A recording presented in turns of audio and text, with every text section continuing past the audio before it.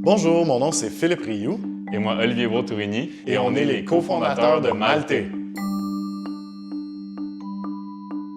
Moi, dans le fond, c'était les escalopes de veau à ma mère. C'est drôle, en parler, mais ouais. Moi, mon repas favori, c'était la lasagne.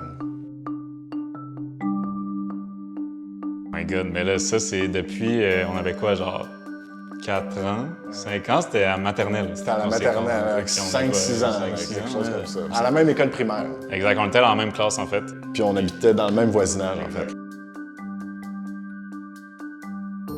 Ah, le métier que je voulais exercer quand j'étais jeune, c'était policier. Je voulais être un agent de la paix, là.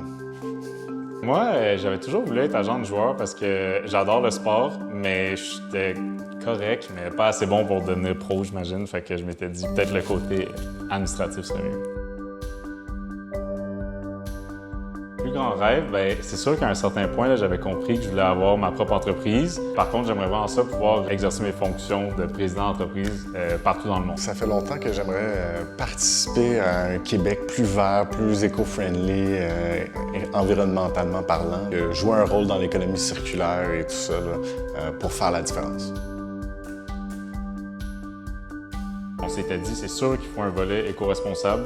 On ne savait pas trop comment ça allait se manifester, mais c'est pour ça que quand on a découvert la drèche, là, ça a vraiment fait du sens pour nous parce qu'en plus de, oui, être éco-responsable, il y avait tout le volet économie circulaire. Puis en plus de ça, on était appuyé par certains organismes, là, vu que justement, on avait cet aspect-là plus éco-responsable, là, fait que Recyc Québec et autres là, qui nous ont appuyés là, tout au long du développement de l'entreprise. Puis maintenant, en 2022, on ne peut plus vraiment fonder une entreprise qui n'est pas éco-responsable. Ça se fait comme pas. Au départ, on est en pleine pandémie. Les deux, on a des emplois à temps plein, mais on a toujours justement eu la flamme entrepreneuriale. On a commencé à travailler sur plusieurs plans d'affaires. On a eu plusieurs idées qui faisaient plus ou moins de sens.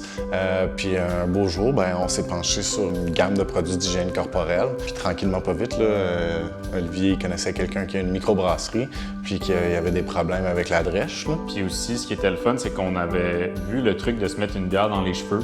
On trouvait ça le fun, mais on savait pas trop comment introduire la bière dans les produits. Fait que là, en discutant avec d'autres amis entrepreneurs, on a découvert la drèche. Puis on a découvert que c'était un problème au Québec, tout ça, puis qu'il fallait trouver des manières de la réutiliser. Donc, c'est un peu comme ça qu'on a lancé ça.